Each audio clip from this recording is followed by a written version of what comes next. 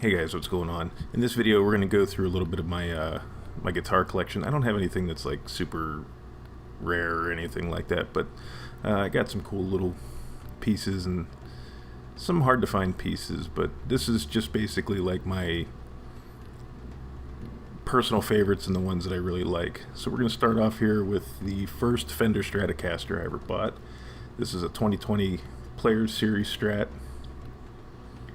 and it came with a HSH pickup combination, and I ended up putting an EMG 81 and an 85 in it, and a white pick guard, and it's set up for C sharp standard, but I don't really like the EMG 85 as much as I like the 60 or my personal favorites, the Headfield pickups. But the guitar plays great. It sounds great. It just it doesn't photograph well because it comes out really yellow. Like all my Strats, the bridge is decked to the body. I don't really mess with the tremolo too much, but that's that one. Next this was a parts caster. This is it's basically a Fender Roadhouse Deluxe Strat. All the parts, for the most part, come from a Fender Roadhouse Deluxe. The body, I liked the drop copper look, but I didn't want a maple fretboard, so it's a neck from one of the other models. I bought all the parts from the Stratosphere. The tuners and everything are from the Roadhouse Deluxe. I put the EMG Metalworks 81 and 60 pickups in it. Utilized the route in the back for the battery compartment. This is the only Strat I have that doesn't have the battery in either the rear compartment where the trem springs are or under the pick guard.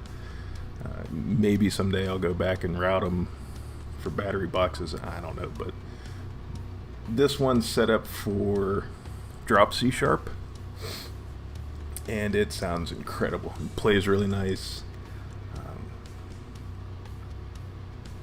This one is my whiteout Strat. So again, I bought a body and a neck. The body I got from the Stratosphere. The neck I got from Gear Tree, and it's a roasted maple neck with a Pal Faro fingerboard.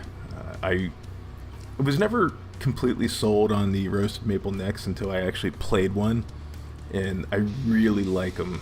I like Fender necks to begin with, but this thing the satin finish on the back is real nice. They're rock solid. They don't really, I haven't had to mess with these as the weather changes like I do some of my other guitars. But locking tuners, EMG 8160 in white, the vintage white pickguard. Oh god, these things are dirty. The vintage white pickguard just kind of breaks it up so it's not all like a solid shade of like polar white. And then here we have the exact opposite of this guitar. This one's all black. Black Fender locking tuners, black Kluson bridge, which, it's pretty much exactly the same as the Fender bridge. It feels really good. And again, it's decked. Black output jack boat I got from a company called Iron Forge. I forget now. Black EMG 8160, and like the white guitar, this one's tuned to drop B and set up for it. This guitar was a mess when I bought it. The neck and the body, I bought a used black Stratocaster, and it was in pretty sad shape. The neck, there was a lot of work that needed done to the frets, but this thing's awesome. I thought about blacking out the fretboard with some stain, but I figured maybe that might have been overkill, so I left it alone, and it turned out pretty well, I think. Next is this is the Fender made in Mexico 75th anniversary Strat with the diamond finish, which is a really cool finish. Kind of looks a little different depending on how the light hits it. This thing plays great. I was going to leave it alone because it's the anniversary edition Strat, but I'm kind of leaning more and more towards putting some EMGs in it. I don't know. I know some purists might not like that. The only thing I changed is I took the string tree off and I put a Graphtec string tree on it. I don't like the stock string trees if I end up using them. I didn't change the tuners or anything like that. So other than the string tree, this guitar is all original, but like I said, I'm kind of tossing it around. If I might put locking tuners on it and put different pickups in it. I don't know, but we'll see. I do like the guitar, I just don't really play it that much because I'm not really a single coil guy. This one is my Candy Apple Red Strat. This is another, I bought a body from Fender and a neck and stuff, or not Fender, this stuff all came from Gear Tree. Roasted maple neck, roasted maple fretboard, tortoiseshell pickguard, EMG headset. This thing is set up for drop C sharp like the Roadhouse Deluxe Strat, and this neck is incredibly good.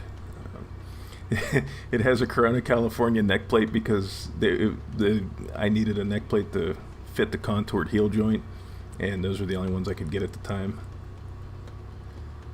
So it's kind of a mutt, and I still need to put the back plate on it and shit like that, but it plays. I used this in the Danger Zone cover that I did, so yeah. This one is, I'm not sure what this is.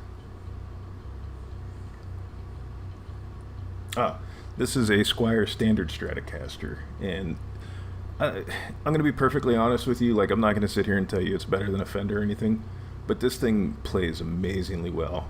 I haven't really done anything to it other than I put the EMG Gary Holt pickups into it. That was a chore, required some routing and things like that. I left the bridge floating on this one. I'll probably end up decking it, but this thing out of the box played really well. I gotta find a different back plate, that just bugs me, I don't like it. Hip shot locking tuners.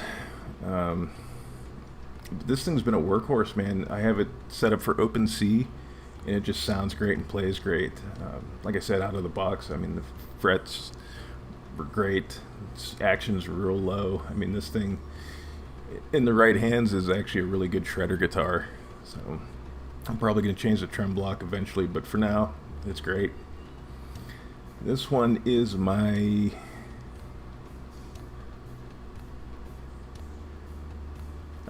this is my Squier Stagemaster 7. I bought this guitar probably in 2015 or so. And this thing, no, I got it before that, like 2013. But it's like a 99 or a 2000, might even be a 2001. But this guitar is pretty cool. The guitar store I bought it at, I remember seeing it when I was a teenager in 2000 or 2001, whenever it was. And when I went back, I was just bullshitting with the one guy that works there, and I told him I was kind of looking for a 7-string, and he's like, well, I got one in the storage room, $200 if you're interested. I'm like, yeah, let me see it, and he pulls it out. I'm like, I'll take it. Maybe it's fade, I don't know, but this thing, it needs cleaned up, and the only thing I've done to it is I installed some Dragonfire screamers into it because the original pickups were a little meh. I should do a video on this guitar, actually. This one should be the last Strat. This is my Blue Sparkle Squier Strat. Made some changes since I did the video on this. Just cosmetic stuff.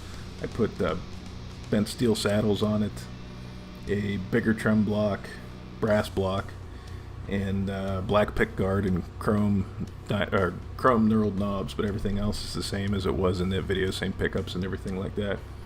Set it up a little bit better than it was, but I like the feel of the bent steel saddles, so that was my motivation here. Again, God, these things get dirty. I'm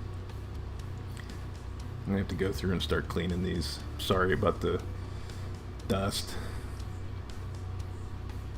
But this thing's a really good guitar. It's a little thinner, you know, because it's an Affinity model, but I can live with it. It's a little lighter, but that's about the limit of what I can tolerate as far as a thickness of a guitar body.